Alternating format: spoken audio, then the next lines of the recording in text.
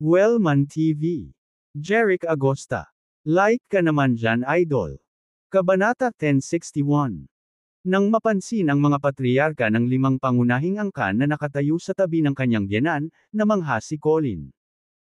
Napagpasyahan niya na malamang na ideya ng kanyang biyenan na hikayatin ang 5 angkan na magkaisa laban kay Jeric. Na may daan-daang martialists na nakasuot at salaming pang-araw na nakatayo sa likuran nila, si Colin. Sa kanyang pananaw, sa tulong ng 5 pangunahing angkan, hindi naglalaman ng kanyang tuwa. Ngayon, hindi lamang siya makakaalis ng ligtas, ngunit hindi siya mawawala ng kontrol sa Ross Fund. Jason, ikaw at ang mga pangunahing miyembro ng pamilyang Ross, sumama ka kay Ines Sevilla, bilin ni Jeric sa kanya.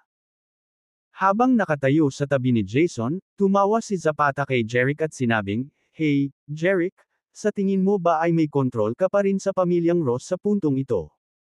Ngayon, dumating na ang pamilya Holt, pamilya Bag, pamilya Mike, pamilya Jasper, at pamilya Jones. Ang ginagawa mo sa Mescourt, sinusubukan mong kunin ang yaman at industriya ng mga pangunahing pamilya, ay talagang ikinagalit ng maraming tao. Ngayon, wala kang magagawa kundi palayain si Colin at sumunod ng masunurin. Kung gusto mong lumaban, iisa lang ang paraan para matapos ito na patay kayong lahat, deklara ni Zapata ng may bakal na tono. Dahil dito, inutusan ng 5 patriarch ang mga nakapaligid na martialists, lahat ng martial god martialists, humarap. Sa utos ng 5 patriarka, biglang tumaas ang mga numero mula sa daan-daang nangungunang martialists ng 5 pangunahing angkan. Sa isang iglap, mahigit 20 nakatatanda na may hanggang balikat na buhok ang tumaas ng mahigit 10 yarda ang taas sa hangin. Ang mga nakatatanda na ito ay binalot ng isang gintong martial god Shi, na bumubuo ng isang martial god na bagyo. Ang umiikot na daloy ng hangin na nasuspine sa hangin ay naglabas ng hindi kapani-paniwalang kahangahangang aura. Ang matinding pressure ay pinigilan ang lahat ng Dragon Sect martialists sa lupa. Matalim ang tingin ni Hobart, bakas sa mukha niya ang panunuya. Tumingin siya kay Jeric at binalaan, mas mabuting sumuko ka ng mapayapa. Anumang paglaban at mga martial god martialists doon ay mamamatay ka sa ilang segundo. Itinuring ni na Xavier, William, at lahat ng Dragon Sect na martialists ang higit sa 20 martial god martialists sa Airborne Golden Martial God Storm na may mga solemn na ekspresyon. Tama si Hobart. Hanggat sila ay maglakas loob na gumawa ng anumang walang ingat na mga galaw, ang mahigit 20 martial god martialists mula sa itaas ay magpapakawala ng mga pambobomba ng enerhiya ng martial god, at tiyak na sasalubungin nila kaagad ang kanilang kapahamakan. Kabanata 1062. Nasaksihan ang takot na nakaukit sa mukha ni na Xavier, William, at iba pa, nakaramdam ng matinding pagmamalaki sina Hobart, Zapata, Jason, at ang kanilang mga kasama. Kumbinsido sila na si Silmore at ang kanyang mga kaalyado ay hindi maglalakas loob na gumawa ng anumang biglaang pagkilos sa harap ng higit sa 20 martial god martialists sa langit. Habang sila ay naglakas loob na gumawa ng anumang walang ingat na mga galaw, ang mahigit 20 martial god martialists mula sa itaas ay magpapakawala ng mga pambobomba ng enerhiya ng martial god, at tiyak na sasalubungin nila kaagad ang kanilang kapahamakan. Nasaksihan ang takot na nakaukit sa mukha ni na Xavier, William, at iba pa, nakaramdam ng matinding pagmamalaki sina Hobart, Zapata, Jason, at ang kanilang mga kasama. Kumbinsido sila na si Silmore at ang kanyang mga kaalyado ay hindi maglalakas loob na gumawa ng anumang biglaang pagkilos sa harap ng higit sa 20 martial god martialists sa himpapawid. Nakatitig si Zapata kina Xavier, William, at lahat ng martialists ng Dragon Sect ng buong alerto. Sumilay ang galit sa kanyang mga mata. Sina Xavier, William, at lahat ng mga master ng Dragon ay dating nagsisilbi sa Q family. Sa sandaling bumagsak ang pamilya Cuevas, nangako ng katapatan sina Xavier, William, at lahat ng iba pang martialists kay Jeric. Iyon ay isang pagtataksil sa pamilya Cuevas. Paanong hindi kinasusuklaman ni Zapata ang mga taksil na iyon? Nais ni Zapata na mapatay niya silang lahat. Siyempre, hindi niya kaya. Nawala ang kanyang katayuan at maging ang kanyang martial arts sa kamay ni Jeric. Hindi niya nagawang patayin sina Xavier, William, at ang kanilang mga taga-sunod. Ngunit sa araw na iyon, 5 pangunahing angkan kasama ang lahat ng mga master ni Hobart na nagpadala doon.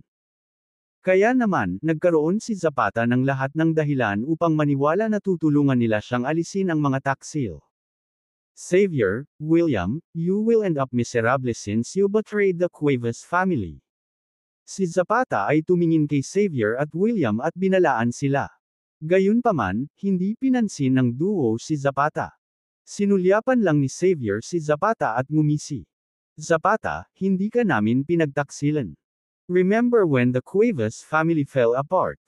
Di ba nangako ka kay Mr. Agosta na aalis ka sa Novel? Pero napakarami namin. Hindi naman siguro kami makakasama sa inyo na walang natitira, di ba? Dapat ba kaming sumunod sa inyo at mamaalimo sa kalye? Sa sobrang galit ni Zapata ay itinuro niya si Xavier habang sinasakal ng galit ang kanyang mga salita. Ikaw. Sinubukan ni Hobart na pakalmayan si Zapata. Tumigil ka, Zapata, hindi karapat-dapat na pagtrabahuhan ang gayong maliit na prito. Huwag nating kalimutan ang ating negosyo dito. Saka lang natahimik si Zapata. Pagkatapos, sinabi ni Zapata kina Xavier at William, Hoy, kayong dalawang alapiers, sabihin mo sa iyong Panginoon na nandito tayo, naghihintay sa kanya. Malamig na sanggal ni Xavier. Paft, hindi sinabi ni Mr. Agosta na gusto kanyang makita. Sinabi lang niya sa amin na darating ang pamilyang Ross para ibigay ang Ross Fund ngayon.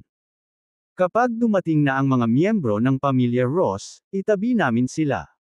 Ngunit ikaw, Zapata, ay hindi isang Ross. Bakit pa kita dadalhin kay Mr. Agosta? Ayaw ni Xavier na iulat ito kay Jerick dahil hindi naman talaga sinabi ni Jerick na may makikita siyang kahit sino mula sa labas ng pamilya Ross, at tinawag ni Zapata ang mga pangalan ni Xavier. Kabanata 1063. Muli. Sa sobrang galit ni Zapata ay hindi siya makapagsalita. Ikaw. Gayunpaman, hindi na naman siya pinansin ni na Xavier at William. Sa oras na iyon, lumakad si Jason at sinabi kay Xavier at William. Thursam ang anak ni Colin Ross. Isa akong Ross, kaya pwede ba kayong magsumbong? Ang iyong master ngayon. Sumilay ang ngiti sa mukha ni Xavier habang sinabing, of course. Ire-report ko kaagad kay Mr. Agosta. Please wait for a moment, Mr.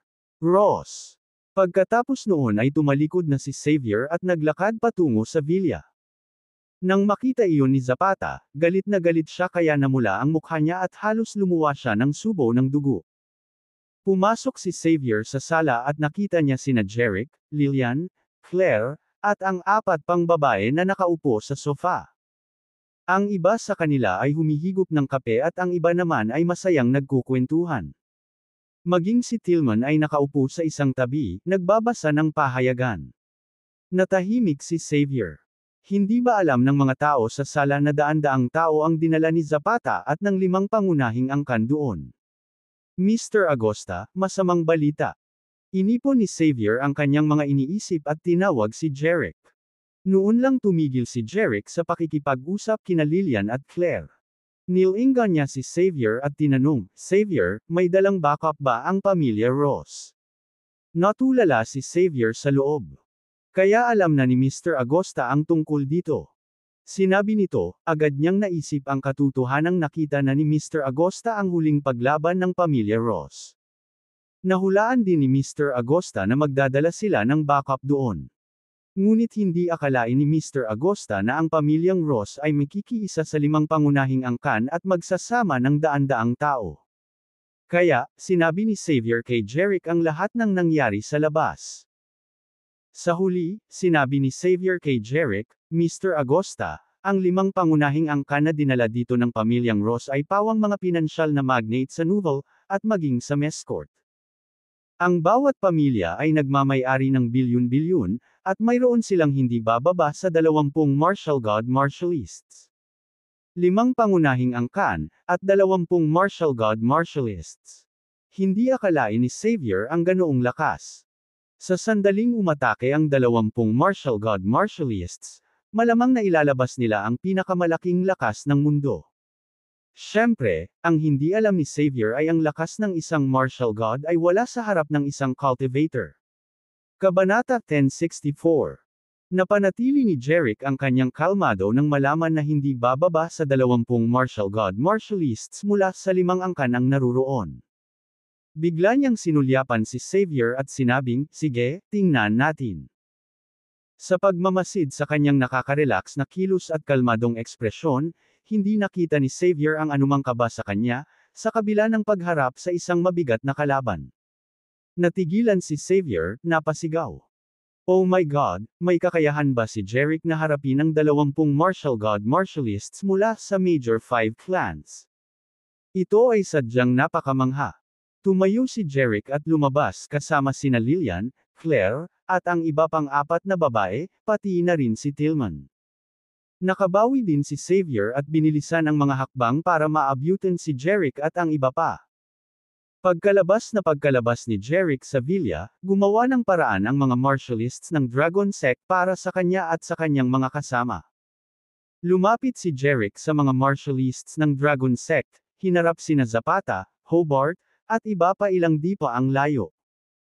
Nakatayo doon sina Zapata, Jason, Hobart, at ang iba pa na may makapangyarihang presensya, na napapaligiran ng makakapal na porma sayo ng mga martialists na nakasuot at salaming pang-araw. Ang eksena ay nakapagpapaalaala sa isang napipintong pagsalakay ng isang maringal na hukbo. Gayunpaman, nanatili si Jerick sa kabila ng daan-daang tao, kasama sina Zapata at Hobart, sa harap niya. Hinarap ni Jerick si Jason, na nagsasabing, "Kagabi, nagpadala ka ng isang tao upang ipaalam sa akin na isapinal namin ang paglipat ng Ross Fund ngayon. Ngayon, ikaw at ang mga pangunahing miyembro ng iyong pamilya ay maaaring samahan ako sa loob upang kumpletuhin ang pamamaraan ng paghahatid." Gayunpaman, sumingit si Jason, "Bago namin ibigay, gusto naming makita ang aking ama." Lumingon si Jerick kay Tillman at itinuro, "Hilinggan mo si Spencer na dalhin siya rito." Si Tillman ay sumunod, kinuha ang kanyang mobile phone at nag-dial ng numero. Pagkatapos ng maikling pag-uusap, tinapos niya ang tawag at ipinaalam kay Jerick, "Mr. Agosta, malapit nang dumating si Spencer." Tumango si Jerick bilang pagsang-ayon. Maya-maya, dumating si Spencer kasama si Colin sa harap ng villa. Iniulat ni Spencer kay Jerick, "Mr. Agosta, nandito siya." Tumango si Jerick, itinuon ang tingin kay Jason at sinabi, "Nandito na ang tatay mo. Tingnan mong mabuti. Kung wala ng iba pang isyo, sisimulan na natin ang handover." Sinuri ni Jason ang kanyang ama, napansin na walang mga bagong sugat sa kanyang mukha o katawan, na nagpapahiwatig, hindi siya pinahirapan noong nakaraang gabi. Gayunpaman, tinawag pa rin niya ang kanyang ama, "Tatay, ayos ka lang ba?" Umiling si Colin. "Jason, ayos lang ako. Huwag kang mag-alala sa akin." Halatang nakahinga si Jason. Nang mapansin ang mga patriarka ng 5 pangunahing angkan na nakatayo sa tabi ng kanyang biyenan, namangha si Colin. Napagpasyahan niya na malamang na ideya ng kanyang biyenan na hikayatin ang 5 angkan na magkaisa laban kay Jerick. Na may daan-daang martialists na nakasuot at salaming pang-araw na nakatayo sa likuran nila, si Colin. Sa kanyang pananaw, sa tulong ng 5 pangunahing angkan, hindi naglalaman ng kanyang tuwa. Ngayon, hindi lamang siya makakaalis ng ligtas, ngunit hindi siya mawawala ng kontrol sa Ross Fund. "Jason, ikaw at ang mga pangunahing miyembro ng pamilyang Ross, sumama ka kay Ine sa villa," bilin ni Jerick sa kanya. Kabanata 1065. Habang nakatayo sa tabi ni Jason, tumawa si Zapata kay Jerick at sinabing, "Hey, Jerick, sa tingin mo ba ay may kontrol ka pa rin sa pamilyang Ross sa puntong ito? Ngayon, dumating na ang Pamilya Holt, Pamilya Bag, Pamilya Mike, Pamilya Jasper, at Pamilya Jones. Ang ginagawa mo sa Mescourt, sinusubukan mong kunin ang yaman at industriya ng mga pangunahing pamilya, ay talagang ikinagalit ng maraming tao. Ngayon, wala kang magagawa kundi palayain si Colin at sumunod ng masunurin. Kung gusto mong lumaban, iisa lang ang paraan para matapos ito na patay kayong lahat," deklara ni Zapata ng may bakal na tono. Dahil dito, inutusan ng 5 patriarch ang mga nakapaligid na martialists, lahat ng martial god martialists, humarap. Sa utos ng 5 patriarka, biglang tumaas ang mga numero mula sa daan-daang nangungunang martialists ng 5 pangunahing angkan. Sa isang iglap, mahigit 20 nakatatanda na may hanggang balikat na buhok ang tumaas ng mahigit 10 yarda ang taas sa hangin. Ang mga nakatatanda na ito ay binalot ng isang gintong martial god Shi, na bumubuo ng isang martial god na bagyo. Ang umiikot na daloy ng hangin na nasuspine sa hangin ay naglabas ng hindi kapani-paniwalang kahangahangang aura. Ang matinding pressure ay pinigilan ang lahat ng Dragon Sect martialists sa lupa. Matalim ang tingin ni Hobart, bakas sa mukha niya ang panunuya. Tumingin siya kay Jeric at binalaan, mas mabuting sumuko ka ng mapayapa. Anumang paglaban at mga martial god martialists doon ay mamamatay ka sa ilang segundo. Itinuring ni na Xavier, William, at lahat ng Dragon Sect na martialists ang higit sa 20 martial god martialists sa Airborne Golden Martial God Storm na may mga solemn na ekspresyon. Tama si Hobart. Bilang. Nakatitig si Zapata kina Xavier, William, at lahat ng martialists ng Dragon Sect ng buong alerto. Sumilay ang galit sa kanyang mga mata. Sina Xavier, William, at lahat ng mga master ng Dragon ay dating nagsisilbi sa Q family. Sa sandaling bumagsak ang pamilya Cuevas, nangako ng katapatan sina Xavier, William, at lahat ng iba pang martialists kay Jeric. Iyon ay isang pagtataksil sa pamilya Cuevas. Paanong hindi kinasusuklaman ni Zapata ang mga taksil na iyon? Nais ni Zapata na mapatay niya silang lahat. Siyempre, hindi niya kaya. Nawala ang kanyang katayuan at maging ang kanyang martial arts sa kamay ni Jeric. Hindi niya nagawang patayin sina Xavier, William, at ang kanilang mga taga-sunod. Ngunit sa araw na iyon, 5 pangunahing angkan kasama ang lahat ng mga master ni Hobart na nagpadala doon. Kabanata 1066 hanggang 1067. Sa kalmadong ekspresyon, tumingin si Jeric sa 20 higit pang martial god martialists na nagpapakita ng kanilang kapangyarihan sa hangin. Tumingin siya kina Spencer at Tillman sa malapit at sinabing, Spencer, Tillman, kaya mo bang harapin ang mga taong ito sa ere? Kailangan mo ba ng tulong ng 4 kong asawa? Ang 4 na asawang sinasabi niya ay sina Claire, Luna, Helene, at Julene. Si Lillian at Elaine naman, hindi niya sila binilang dahil hindi naman sila marunong sa martial arts. Si Claire at ang iba pang 3 babae ay may lakas ng mga magsasaka nang marinig ng 4 na babaeng ito na tinawag sila ni Jeric na mga asawa sa harap ng napakaraming tao, nadama nila ang hindi maipaliwanag na tamis sa kanilang mga puso. Agad na sinabi ni na Spencer at Tillman kay Jeric, Mr. Agosta, huwag kang mag-alala. We're more than enough para talunin sila. Don't need the help of Mrs. Agosta. Nang marinig ni na Hobart, Kegel, at iba pang mga patriarka ang sinabi ni na Spencer at Tillman, lahat ng mga mukha nila ay galit. Malamig na buntong hininga si Hobart, masyado kaming mababa ang tingin sa amin. Magbabayad ka ng penalty para dito. Pagkatapos, tumangala siya sa kanyang higit sa 20 martial god martialists sa himpapawid at nagutos, lumabas. Gusto kong maparusahan silang lahat. Ang mga martial god martialists sa himpapawid na ito ay sabay-sabay na tumugon, at pagkatapos ay marahas na gininto ang enerhiya ng martial god ang lumitaw sa kanilang mga palad. Whoosh! Whoosh! Whoosh! Ang mga kumpol ng gininto ang enerhiya ng martial god ay bumagsak sa hangin at binomba si Jeric at ang iba pa sa lupa. Ang kakilakilabot na puwersa ay nagpa-vibrate ng hangin ng marahas, na tila kayang sirain ang buong mundo. Nang ang gintong enerhiya ng martial god ay malapit nang tumama kay Jeric at sa iba pa, isang putok ang tumunog, ang hangin ay nag-vibrate, at pagkatapos ay lumitaw ang purple light shield sa paligid ni Jeric at sa kanyang mga tao at binalot sila. Si Jeric, ang mga martialists ng Dragon Sect, at iba pa ay protektado ng purple light shield. Pagkatapos nito, ang mga kumpol ng enerhiya mula sa martial god martialists sa hangin ay nahulog sa ibabaw ng purple light shield.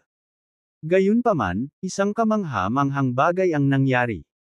Nang bombahin ng mga kumpol ng enerhiya ng martial god ang ibabaw ng purple light shield, sunod-sunod na tumunog ang mga dumadagandong na putok, at lahat ng kumpol ng enerhiya ay naharang sa labas ng purple light shield. Ang lila na liwanag na kalasag, na kasing tigas ng hindi magugupi na kuta, ay mahirap masira. Si Hobart, Zapata, Jason, at ang iba pa ay natulala sa eksenang ito. Iyon ay hindi totoo. Ang mga pag-atake mula sa mahigit 20 martial god martialists ay nablock lahat ng purple light shield mula kay Jerick. Anong uri ng mahiwagang kapangyarihan ang nilinang ni Jerick? Napakaganda ng purple light shield na ito. Swoosh, swoosh. Sa sandaling ito, sina Spencer at Tillman, na ang mga anino ay parang kidlat, ay lumipad sa hangin. Bam! Bago pa makapag-react ang martial god martialist sa ere, nasuntok na ni Spencer ang isa sa kanila sa lupa.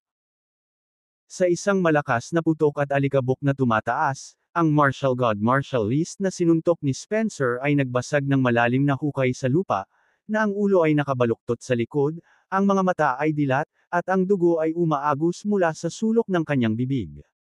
Namatay siya. Ang iba pang mga martial god martialist sa himpapawid, pati na rin sina Hobart, Zapata, at ang iba pa sa lupa, lahat ay nagulat. Hindi nila inaasahan na talagang nakakamangha ang lakas ni Spencer at napakadali niyang papatayin ang isang martial god martialist. Pagkatapos noon, natauhan ang martial god martialist sa himpapawid. Swoosh, swoosh, swoosh.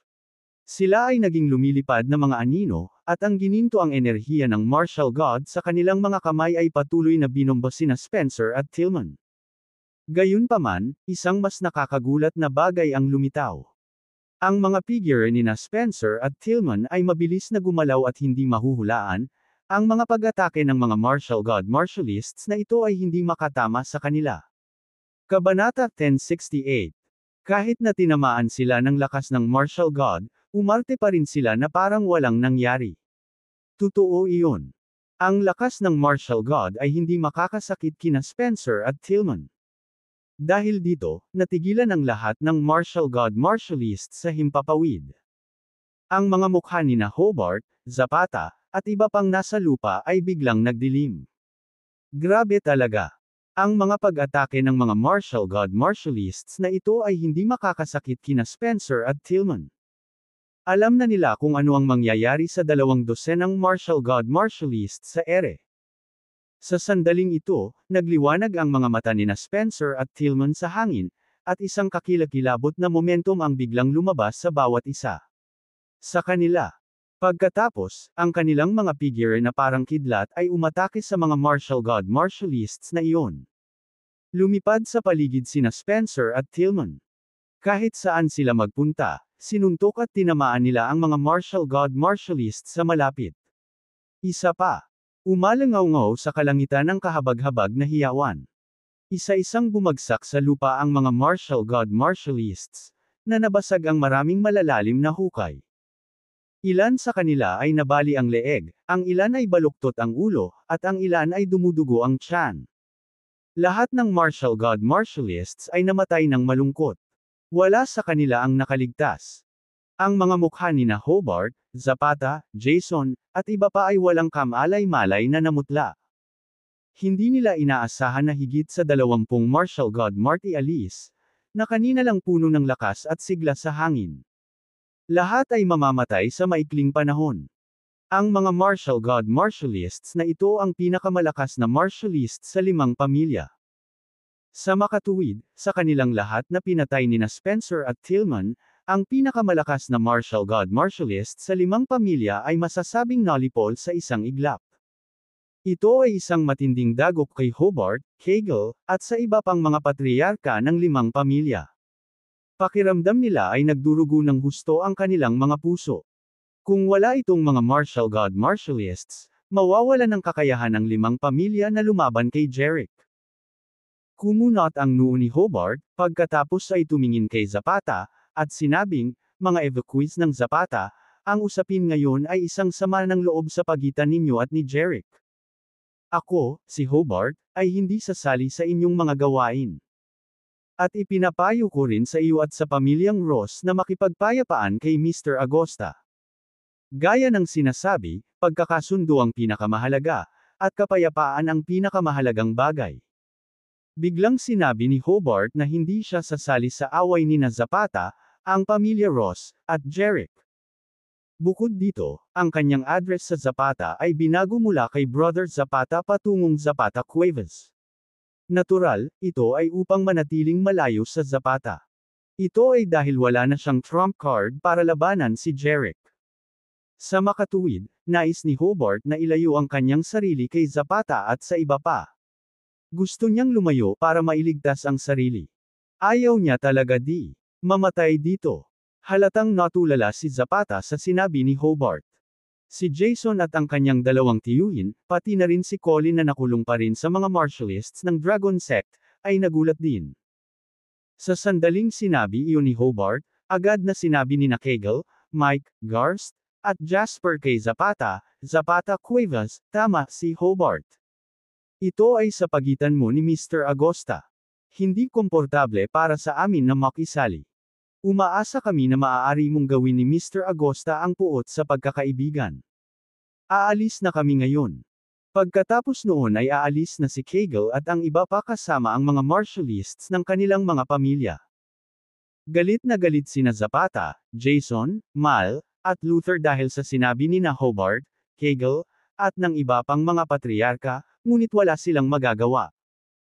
Totoong makakalayo si Hobart at ang iba pa, at imposibleng isakripisyo nila ang kanilang buhay para sa pamilya Cuevas at sa pamilya Ross. Nang malapit nang umalis sina Hobart, Kegel, at ang iba pang mga patriarka kasama ang kanilang sariling mga martialists, isang malamig na boses ang narinig sa sandaling ito, walang sinuman ang pinapayagang umalis nang walang pahintulot ko ngayon. Nagulat si Hobart, Kegel, at ang iba pa. Napatingin sila sa direksyon ng boses at nakita nilang si Jeric ang nagsabi nun. Inalis ni Sylmore ang lahat ng purple na anima sa kanyang katawan, at ang purple light shield na tumatakip sa kanya, ang mga martialists ng Dragon Sect, at ang iba pa ay nawala din. Malamig niyang tiningnan si Hobart at ang iba pang mga patriarka, dahilan para hindi sila mapalagay. Tumingin si Hobart kay Jeric at sinabing, Mr. Agosta, pumunta kami sa villa mo ngayon dahil sinadya kaming kinulam ni Zapata at ng pamilya Ross. Kung hindi, wala na tayo dito. Mr. Agosta, nasaktan ka namin. Kami ay labis na nagkasala at karapat-dapat sa kamatayan. Sana ay maligtas mo kami.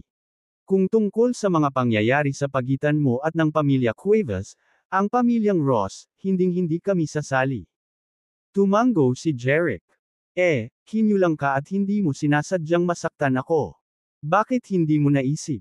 Kung ako, hindi kita matatalo ngayon, sasabihin mo pa na kinulam ka ng pamilya Cuevas at ng pamilya Ross, at hindi mo sinasadyang masaktan ako. Hoy, sinagot kita. Hindi mo akalain. Iisipin mong higit pa sa kamatayan ang nararapat sa atin. Kaya, wala akong pakialam kung sinadya mo o hindi, at kung nakukulam ka, kailangan mong managot sa ginawa mo. Pumatay ng tao tapos mag-sorry ka na lang nang walang kapalit. Bawal. Nagkatinginan sina Hobart, Kegel, at ang tatlo pang patriarka, na ang mga mukha ay lubhang nahihiya. Natural na alam nila na hindi basta-basta pababayaan ni Jeric. Tumingin si Hobart kay Jeric na may guilty expression at sinabing, Mr. Agosta, tama ka. Nabigo kaming makilala ka. Tapos, anong gagawin mo para palayain kami? Sa panahong tulad nito, ang kaligtasan ng buhay ang pinakamahalagang bagay. Inilagay ni Hobart ang kanyang saloobin sa pinakamababa, hanggang sa alikabok. Iyon ay hindi isang labis na pahayag. Hanggat handa si Jeric na iligtas ang kanilang buhay, handa silang magbayad ng mataas na presyo at maaaring kunin ang bahagi ng kanilang pera o ari-arian. Pagkatapos ng lahat, nasaktan nila ang mga maling tao. Tumingin si Jeric kay Hobart at ngumiti. Yun lang ang sinabi mo. Maaari kong iligtas ang iyong mga buhay, ngunit dapat mong ilipat ang lahat ng iyong mga ari-arian sa akin ng legal tulad ng pamilya Cueva at pamilya Ross. Nang marinig ito, si Hobart at ang iba pang apat na patriarka ay nabigla. Hindi nila inaasahan na totoo ang sinabi ni Zapata. Gusto talaga ni Jeric na dambungin ang lahat ng ari-arian ng mayayaman at makapangyarihang pamilya sa Mescourt. May takot at hindi maipaliwanag na galit sa kanilang mga puso. Ang pinakahuling linya na maaari nilang tanggapin ay ang ibigay ang ilan sa kanilang mga ari-arian. Gayunpaman, talagang hindi katanggap-tanggap para sa kanila na ilipat ang lahat ng kanilang mga ari-arian sa Jeric. Kabanata 1069. Nagkatinginan muli sina Hobart, Kegel, at ang iba pang mga patriarch. Nakita nila ang nagbabagang apoy sa mga mata ng isa't isa. Siyempre, wala sa kanila ang gustong gawin iyon. Sa sandaling nawala ang lahat ng kanilang mga ari-arian, nangangahulugan ito na nawala sa kanila ang lahat at wala. Hindi na sila mga higanteng pinansyal na maaaring magdikta sa kapalaran ng iba. Higit pa rito, ang kanilang mga kapalaran, at maging ang kanilang buhay at kamatayan, ay nasa kamay ng iba. Galit na tumingin kay Jeric si Hobart at ang iba pa. Pagkatapos, sinabi ni Hobart, paumanhin, Mr. Agosta, baka hindi namin mapagbigyan ang iyong kahilingan. 1/10 lang ng aming mga ari-arian ang maibibigay namin sa iyo. Wala na. Mr. Agosta, mangyaring huwag mo kaming itulak masyadong malayo. Kung hindi, ito ay hindi mabuti para sa sinuman. Walang sabi-sabi na nakapagdesisyon na sila. Kung iginiit ni Jeric na pagnakawan sila ng lahat ng kanilang mga ari-arian. Lalabanan nila si Jeric hanggang sa mamatay. Kahit na hindi nila matalo si Jeric, magbabayad sila sa kanya. Nang marinig ito, nanatiling kalmado si Jeric at nakangiting sinabi, "Okay, I really want to push you too far. So what? 1/10 of your assets?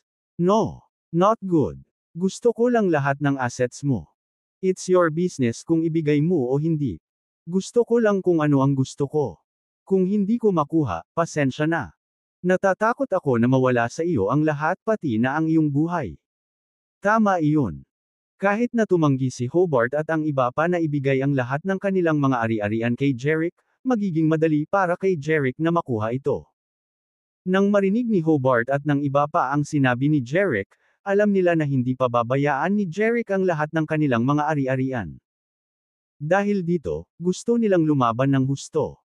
Na may matalim na kislap sa kanyang mga mata, tumingin si Hobart sa iba pang apat na patriarka at nagtanong, Kegel, Mike, Jasper, at Garst, handa ba kayong lumaban hanggang kamatayan para sa inyong mga pamilya?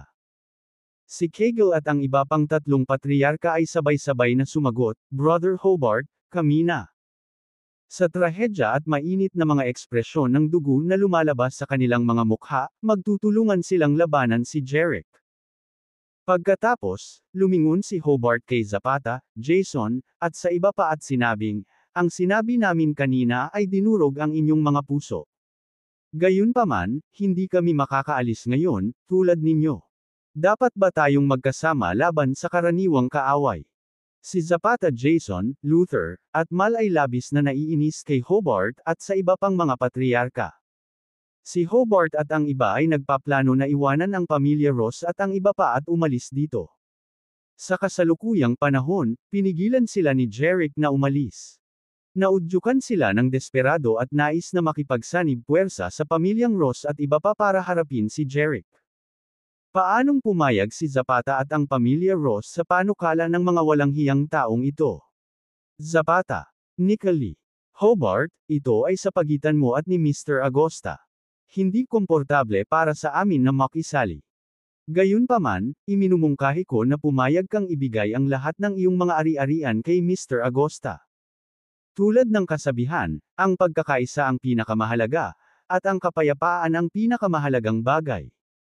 Ang pangungusap na ito ay ang sinabi ni Hobart at ng iba pa kay Zapata noon, ngunit ngayon ay binalik ito ni Zapata kay Hobart. Nang marinig ito ni Hobart at ng iba pa, nagalit silang lahat. Nanlilisik ang mga mata ni Bart sa galit. Tumingin siya kay Kegel at sa tatlo pang patriarka at sinabing, mga patriarch, naakit tayo rito. Mapanlin lang na salita ni Zapata. Gusto niya tayong samantalahin. Pero ngayon, pinagtawanan tayo nitong matandang Sorrow. Patayin muna natin sila para mailabas ang galit natin. Nang marinig ang mga salita ni Hobart, agad namang sumang-ayon si Kegel at ang iba pa. Tama si Kuya Hubert. Niloko at sinamantala kami ni Zapata at ng pamilya Ross. Kung hindi natin sila papatayin, mahirap ilabas ang puot sa ating mga puso. Galit na galit ang apat na patriarch at agad na inutusan ang daan-daang martialists sa kanilang mga pamilya, lahat ng martialists, makinig kayo. Patayin ang lahat ng miyembro ng pamilya Cuevas at ang pamilya Ross. Walang natira. Daan-daang mga martialists mula sa 5 pamilya ang sumang-ayon, at ang kanilang mga boses ay tumaas sa langit. Pagkatapos, daan-daang martialists ang sumalakay kay Zapata, Jason, Luther, Mal, at 12-dosenang mga martialists mula sa pamilyang Ross. Tama yan. Ang pamilya Ross ay nagdala lamang ng 12-dosenang mga martialists. Tiyak na gusto nilang magdala ng mas maraming martialists dito, ngunit wala silang ibang pagpipilian. Sa unang gabi, nagdala si Colin ng daan-daang martialists upang salakayin si Jerick. Lahat sila ay nahuli ni Jerick. Sa huli, si Andy, Jason, at Neil lang ang bumalik. Sa makatuwid, walang martialists na natitira sa pamilya Rose. Nang makita na si Hobart ay nahihiya sa galit at inutusan ang daan-daang martialists na salakayin sila, Zapata, Jason. At ang iba ay nakaramdam ng hindi maipaliwanag na takot. Hindi kailanman naisip ni Zapata na ang kanyang mga salita ay magpapagalit kay Hobart at sa iba pa kung kaya't gusto nila siyang patayin. Bigla siyang nagsisi na sinadya niyang i-provoke si Hobart. Gayunpaman, huli na upang pagsisihan ito ngayon. Nababalisa lang siyang sumigaw kina Jason, Luther, at Mal, tulungan mo akong pigilan ang mga pag-atake nila.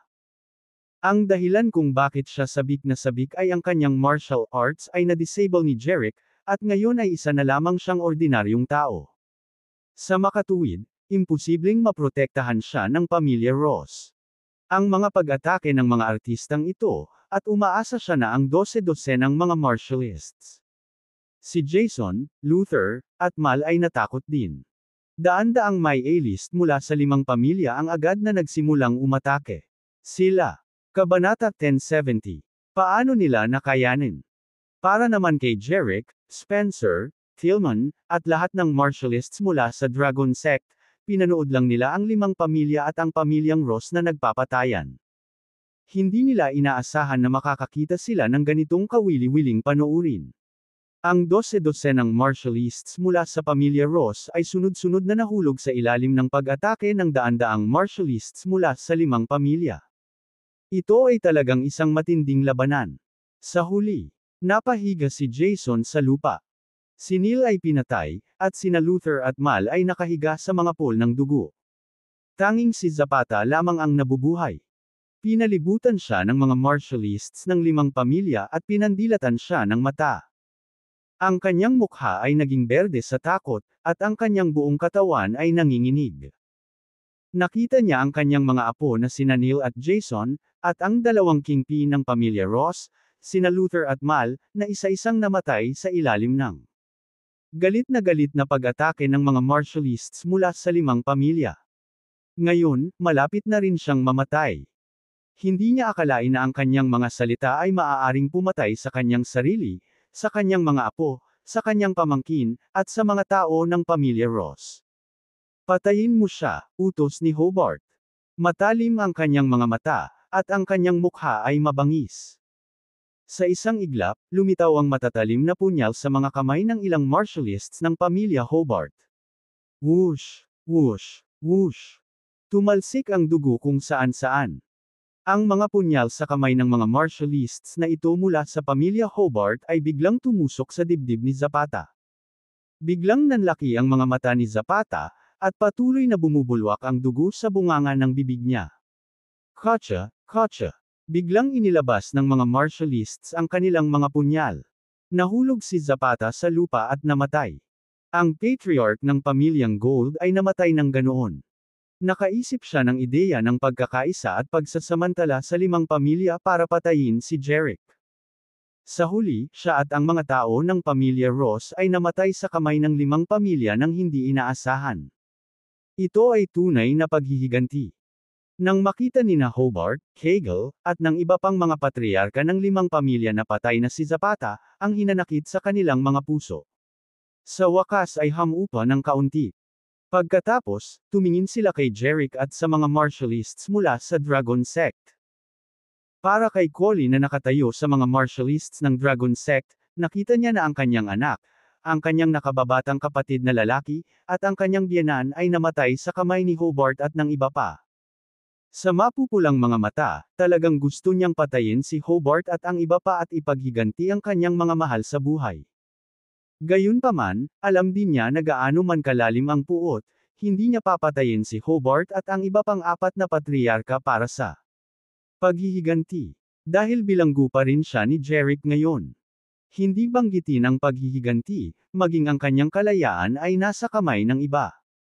Ang kailangan lang niyang gawin ay itago ito sa loob. Isang araw, personal niyang papatayin si Hobart at ang iba pa para ipaghiganti ang pagkamatay ng kanyang mga kamag-anak. Natural na nakita ni Hobart at ng iba pang apat na patriarka ang puot sa mga mata ni Colin habang nakatingin sa kanila. Nagdesisyon na sila. Kapag nalampasan na nila ang krisis ngayon, sila ang unang papatay kay Colin. Hindi nila maaaring iwanan ang problemang ito sa hinaharap. Tumingin si Jerick kay Hobart at sa iba pang apat na patriarka at sinabing, dahil ang sama ng loob sa pagitan mo at ni Zapata, ang pamilyang Ross ay nalutas na, nasa akin na at ikaw na ngayon. Naningkit ang mga mata ni Hobart.